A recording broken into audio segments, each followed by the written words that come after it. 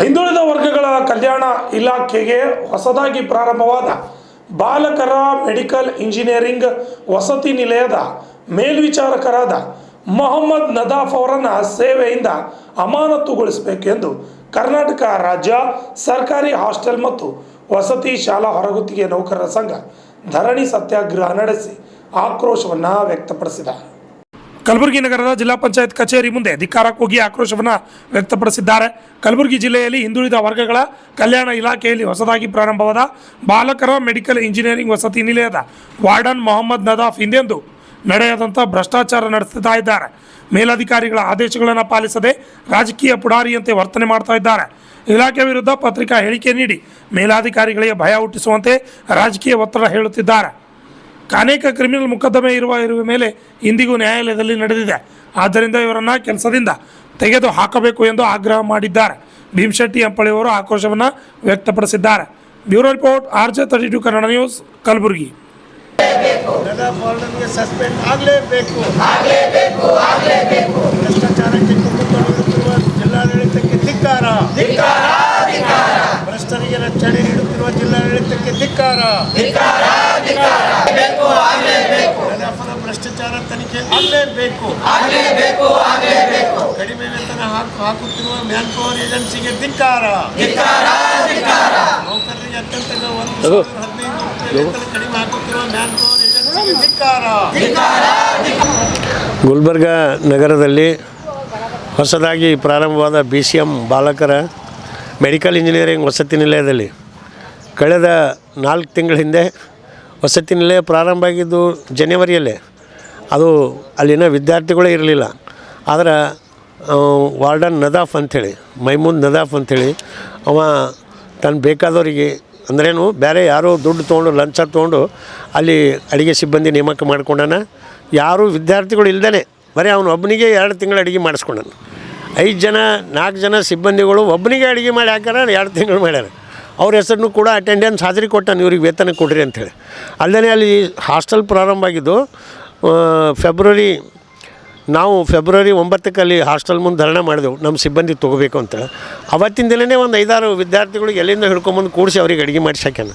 ಅಲ್ಲಿ ಹಿಡಿದು ಇಲ್ಲಿ ತನೂ ಕೂಡ ವಿದ್ಯಾರ್ಥಿಗಳನ್ನೂ ಆ ವಸತಿ ನಿಲ್ಲದಿಲ್ಲ. ಸುಮ್ಮನೆ ಯಾರೋ ನಾಮಕೆ ವಾಸ್ತೆ 8 ಜನ ಇವರು ಇಲ್ಲ ಅಂತಾರಂಥೇಳಿ ಒಂದು ಹೊರಗುತ್ತಿಗೆ ನೌಕರದು ನಕಲಿ ಬಿಲ್ಲು, ಇನ್ನೂ ಒಂದು ಫುಡ್ ಬಿಲ್, ಆಹಾರ ಸರಬರಾಜು ಬಗ್ಗೆ ನಕಲಿ ಮಾಡಿ ಒಟ್ಟು 200 ಬಗ್ಗೆ ಅವರು ಒಂದು ಹೊರಗುತ್ತಿಗೆದು ಒಂದು ಆಹಾರ ಸರಬರಾಜು ಎರಡೂ ಸೇರಿ ಸುಮಾರು ಒಂದು 15-20 ಲಕ್ಷ ರೂಪಾಯಿ ಫ್ರಾಡ್ ಮಾಡ್ಯಾನ. ನಾವು ಬಿಲ್ಗಳು ಮಾಡ್ಯಾನ. ಅವು ಮಾಡಿ ಜಿಲ್ಲಾಧಿಕಾರಿಗಳು, ತಾಲೂಕಾಧಿಕಾರಿ, ಜಿಲ್ಲಾಧಿಕಾರಿ ಗಮನಕ್ಕೆಲ್ಲ ತಂದು ಅವ್ರಿಗೆ ಇವತ್ತು ಅದು ಬೇಕು ಅಂಥೇಳಿ ಅವನೇ ಉಲ್ಟಾ ಒಂದು ಮೀಡಿಯಾದವ್ರಿಗೆ ಹೇಳಿ ಅವನೇ ಒಂದು ಸುದ್ದಿ ಮಾಡಿಬಿಟ್ಟಾನ. ಹಿಂಗೆ ಅಧಿಕಾರಿಗಳು ಗಮನಕ್ಕಿಲ್ಲ, ಅದಕ್ಕೆ ನೋಡ್ತಾ ಇಲ್ಲ, ಹೀಗಾಗಿ ಹಾಸ್ಟೆಲ್ ಸರಿಯಾಗಿ ನಡೀತಾ ಇಲ್ಲ, ಅದಕ್ಕೆಲ್ಲ ಅಧಿಕಾರಿಗಳು ಕಾರಣ ಅಂತ ಅವನೇ ಹೇಳ್ತಾನೆ. ಅಂದ್ರೇನು ರಾಜಕೀಯನೂ ಮಾಡ್ತಿರ್ತಾನೆ.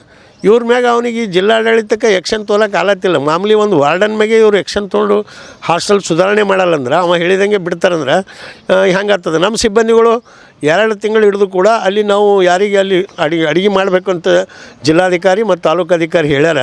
ಅವ್ರು ಹೋಗಿ 3 ಜನ ಕಂಟಿನ್ಯೂ 2 ತಿಂಗಳು ಹಾಸ್ಟೆಲ್ ಮುಂದೆ ಕುಂತಾರೆ, ಧರಣಿ ಮಾಡ್ಯಾರ. ದಿನ ಮುಂಜಾನೆ ಹೋಗಿ ಸಂಜೆ ತನಕ ಅಲ್ಲೇ ಕುಂತೆ ಬಂದಾರೆ. ಅವ್ರಿಗೆ ಮಾತೇ ಆಡೋದಿಲ್ಲ ಯಾರು. ಅವಾಗ ಇವರು ತಾಲೂಕು ಆಫೀಸರು, ಡಿಸ್ಟಿಕ್ ಆಫೀಸರ್, ಆಯಿತು ನೀವು ಮಾಡಿಸ್ತೀವಿ, 2 ದಿನ ಹೋಗಲಿ 3 ದಿನ ಹೋಗಲಿ, ನಿಮ್ಗೆ ಆರ್ಡರ್ ಕಾಪಿ ಕೊಡಿಸ್ತೀವಿ ಅಂತ ಹಿಂಗೆ ಸುಳ್ಳು ಹೇಳ್ಕೊತನೇ ಬಂದಾರೆ. ಇಲ್ಲಿ ತನೂ ಕೂಡ 2 ತಿಂಗಳಾದ್ರೂ ಸಮಸ್ಯೆ ಬಗೆಹರಿದಿಲ್ಲ. ಹೋದ 13ನೇ ತಾರೀಕಿಗೆ ಇಲ್ಲೇ ಜಿಲ್ಲಾ ಪಂಚಾಯತ್ ಮುಂದೆ ಧರಣಿ ಮಾಡೀವಿ. ಧರಣಿ ಮಾಡಿದಾಗ ಏನು ಅವ್ರಿಗೆ ಕರೆಸಿ ಆಯಿತು, ಅವ್ನು ಚಾರ್ಜ್ ಬಿಡಿಸಿವಿ, ಮತ್ತೊಬ್ಬನಿಗೆ ಚಾರ್ಜ್ ಕೊಟ್ಟಿವಂದು 1 ತಿಂಗಳು ಹಿಡಿದು ಅವನಿಗೆ ಚಾರ್ಜ್ ಬಿಡಿಸಿದೇವಂತ ಇವ್ರೇನು ಆರ್ಡರ್ ಮಾಡ್ಯಾರ. ಇಲ್ಲಿವರೆಗೂ ಅವ ಚಾರ್ಜ್ ಕೊಟ್ಟಿಲ್ಲ. ಅಂದ್ರೆ ಇವ್ರು ಏನು ಮಾಡ್ತಾರೆ? ಚಾರ್ಜೇ ಕೊಡಲ್ಲ. ಬೇರೆ ವಾರ್ಡನ್ ಹೋಗಿ ವಾಪಸ್ ಕುಂತು ಬಂದಾನೆ. ಅವನಿಗೆ ಅನ್ಸಾನ ಬೇರೆ ವಾರ್ಡನಿಗೆ ನೀ ಹೆಂಗೆ ಬರ್ತೀನಿ ನಾನು ಹಾಸ್ಟೆಲ್ಗಂತ, ಅವನು ವಾಪಸ್ ಹೋಗ್ಬಿಟ್ಟಾನೆ. ಹೀಗಾಗಿ ಇವತ್ತು ಹಾಸ್ಟೆಲ್ಲೇ ಅಲ್ಲಿ ನಡೀಲಿರಂಥ ಪರಿಸ್ಥಿತಿ. ಅವನದು ಭ್ರಷ್ಟಾಚಾರ ಭಾರಿ ಆಗ್ಯದ. ಮತ್ತು ಅದು ಬಿಡ್ಲಕ್ಕೂ ಕೂಡ ಆಗಲ್ಲ. ಯಾಕಂದ್ರೆ ಎಲ್ಲರೂ ವಾರ್ಡನ್ಗಳು ಇದೇ ಶುರು ಮಾಡ್ತಾರೆ. ಮುಂದೆ ಎಲ್ಲ ನಕಲಿ ಬಿಲ್ಗಳು ಮಾಡೋದು, ವಿದ್ಯಾರ್ಥಿಗಳು ಇಟ್ಕೊಂಬಲ್ಲಪ್ಲೆ ರೊಕ್ಕ ಎತ್ತಿ ಹಾಕೋದು, ದುಡ್ಡು ಎತ್ತಿ ಹಾಕೋದು, ಇದೇ ಮಾಡ್ತಿರ್ತಾರೆ ಮುಂದೆ. ಅದಕ್ಕೆ ಇವತ್ತು ಅವ ಏನು ಮಾಡ್ಯಾನ ಅದ್ರ ಬಗ್ಗೆ ವಿವರವಾದ ತನಿಖೆ ನಡಿಬೇಕು.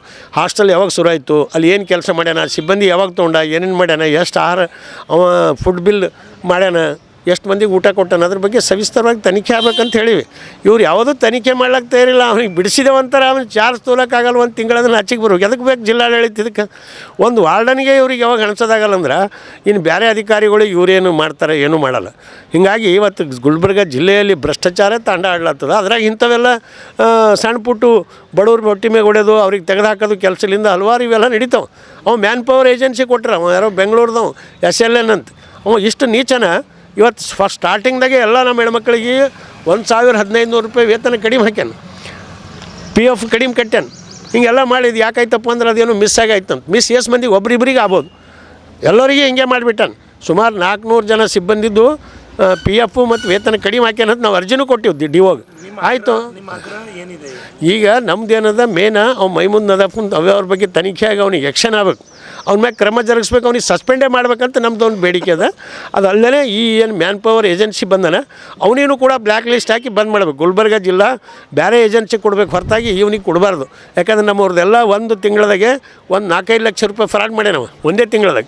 ಇವತ್ತಿಗೆ ಸುಧಾರಣೆ ಆಗಿಲ್ಲ. ಇವ್ರೇನು ಹೇಳ್ತಾರೆ, ಜಿಲ್ಲಾಧಿಕಾರಿಗಳು ಕೇಳಿದ್ರೆ ಆಯಿತು ಅವ ಹೇಳ್ಯಾನ ಅದು ಕಟ್ತೀನಂದನ, ಈ ತಿಂಗಳು ಸರಿ ಮಾಡ್ತೀನಿ ಅಂದ್ರೆ ಹಿಂಗೆ ಸುಳ್ಳು ಹೇಳ್ತಾರೆ. ಯಾವನು ಸರಿ ಮಾಡಲ್ಲ. ಒಬ್ಬ ಕಳುವು ಮಾಡೋದ ಅಂದ್ರೆ ಕಳುವು ಮಾಡೋ ಉದ್ದೇಶಕ್ಕೆ ಮಾಡಿದವ ಯಾವಾರ ವಾಪಸ್ ತಂದು ಕೊಟ್ಟವನ. ಅದಕ್ಕೆ ಇವ್ರ ಮ್ಯಾಗ ಶಿಸ್ತಿನ ಕ್ರಮ ಏಜೆನ್ಸಿ ಮ್ಯಾಗೂ ಜರುಗಿಸ್ಬೇಕು, ಮೊಹಮ್ಮದ್ ನದಾಫನ್ ಮ್ಯಾಗೂ ಜರುಗಿಸಿ ನಮ್ಮವ್ರು ಏನಾರ ಹಳ್ಳಿ ಸಿಬ್ಬಂದಿಗಳು ಇನ್ನು ಗುಲ್ಬರ್ಗದಲ್ಲಿ 15-20 ಜನ 10-15 ವರ್ಷ ಕೆಲಸ ಮಾಡಿ ಕೆಲಸ ಕಳ್ಕೊಂಡ್ರೆ ಖಾಲಿ ಇಲ್ದಕ್ಕೆ. ಇವತ್ತು ಅವರಿಗೆಲ್ಲ ಕೆಲ್ಸಕ್ಕೆ ತೊಗೋಬೇಕಂತೇಳಿ ನಮ್ಮದು ಈ ಒಂದು ಹೋರಾಟ ಮೂಲಕ ವಿನಂತಿ ಮಾಡ್ತೀವಿ. ಮತ್ತು ಅವ್ರು ಬಂದು ಈಗ ನಮ್ಗೆ ಸರಿಯಾದ ಉತ್ತರ ಅಂದ್ರೇನು ಅವರು ಇದು ಬೇಡಿಕೆ ಈಡೇರೋವರೆಗೂ ಒಂದು 4 ದಿನನೂ ಹೋಗಿ ಇಲ್ಲೇ ಕೂಡ್ತೀವಿ ನಾವು. ಯಾಕಂದ್ರೆ ಒಂದು ವಾರ್ಡನಿಗೆ ಇವ್ರಿಗೆ ಆ್ಯಕ್ಷನ್ ತೊಗೊಳಕ್ಕಾಗಿಲ್ಲ ಅಂದ್ರೆ ಎದಕ್ಕೆ ಇವರು ಜಿಲ್ಲಾಡಳಿತ ನಡೆಸಬೇಕು ಅಂತೇಳಿ ಈ ಹೋರಾಟ ಮೂಲಕ ಹೇಳ್ತೀನಿ.